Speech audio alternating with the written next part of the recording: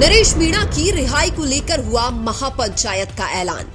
29 दिसंबर को होने वाली महापंचायत पर भड़के डॉक्टर किरोड़ीलाल मीणा।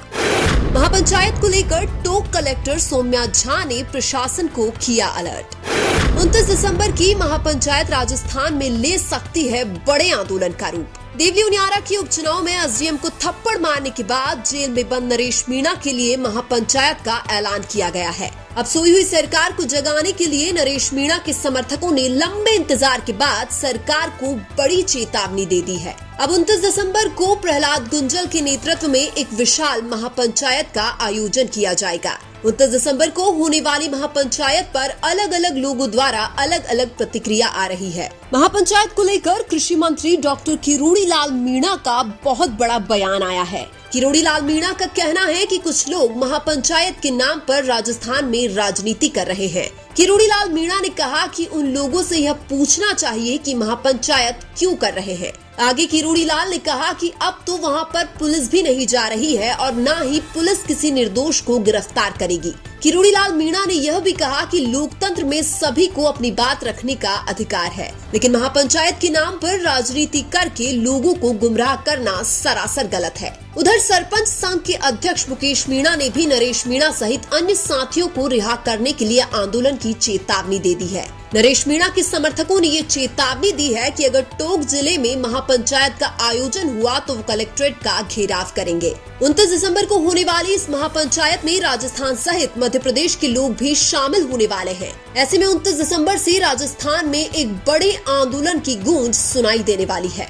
उधर टोंक कलेक्टर सौम्या झा ने कहा कि इस आंदोलन को लेकर प्रशासन पूरे तरीके से अलर्ट है। सौम्या झा ने यह भी कहा कि जिस प्रकार से उपचुनाव के दौरान जो स्थिति बनी थी वैसी स्थिति अब नहीं बननी चाहिए। हालांकि नरेश मीणा को सरकार और प्रशासन जानबूझकर फंसाने का लगातार प्रयास कर रहा है। सरकार के इशारों पर नरेश मीणा की जमानत की तारीख बार बार आगे बढ़ाई जा रही है। उधर जबरदस्ती वोट डलवाने वाले एसडीएम अमित चौधरी पर अभी तक कोई भी कार्यवाही नहीं की गई है। इसके अलावा टोंक कलेक्टर सौम्या झा और आंदोलन को हिंसा का रूप देने वाले पुलिस प्रशासन पर भी सरकार कोई कार्यवाही नहीं कर रही है। इससे यह साबित होता है कि राजस्थान की भजनलाल सरकार नरेश मीणा पर एक तरफा कार्रवाई करना चाहती है। अब तक नरेश मीणा के समर्थक जमानत का इंतजार कर रहे थे, लेकिन नरेश मीणा के खिलाफ कांग्रेस और भाजपा दोनों पार्टियां एक हो चुकी है तो आसानी से जमानत नहीं मिलने वाली है। कांग्रेस और बीजेपी के नेता तो यही चाहते हैं कि नरेश मीणा जेल में रहे ताकि वो अपनी राजनीतिक रोटियां सेकते रहे।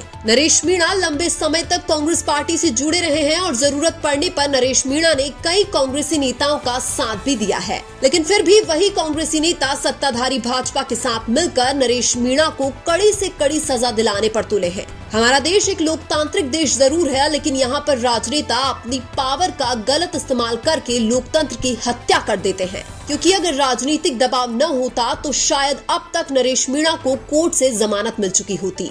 नरेश मीणा के समर्थक इसलिए शांति से बैठे थे क्योंकि उन्हें ये उम्मीद थी कि एक थप्पड़ मारने के अपराध में नरेश मीणा को जमानत मिल जाएगी, लेकिन सरकार और प्रशासन एक थप्पड़ के लिए नरेश मीणा को बहुत बड़ा अपराधी मानकर सजा दिलाना चाहते हैं। इसलिए अब नरेश मीणा के समर्थकों ने पहली चेतावनी के रूप में 29 दिसंबर को महापंचायत का ऐलान कर दिया है और ये भी संभावना है कि ये महापंचायत एक बहुत बड़े आंदोलन का रूप भी ले सकती है, क्योंकि इस महापंचायत में लाखों की भीड़ इकट्ठी होने वाली है। राजस्थान में नरेश मीणा के चाहने वालों की एक अलग फौज है, इसलिए इस महापंचायत में जनसैलाब के रूप में सबसे ज्यादा राजस्थान के युवा देखने को मिलेंगे। प्रहलाद गुंजल की अगुवाई में होने वाली इस महापंचायत से नरेश विरोधी कांग्रेस बीजेपी के नेताओं की नींद जरूर उठ जाएगी। इसलिए नरेश मीणा को चाहने वाले अब नरेश मीणा को रिहा करवाए बिना शांति से बैठने वाले नहीं हैं। इसलिए अब सरकार के इशारों पर नहीं बल्कि जनता के इशारों पर काम होने वाले हैं और हमें उम्मीद है कि बहुत ही जल्द नरेश मीणा और उनके साथियों को कोर्ट से जमानत मिल जाएगी। लेकिन इस पूरे घटनाक्रम में आप नरेश मीणा के साथ हो या फिर सरकार के और प्रशासन के साथ हो, कमेंट करके जरूर बताइए।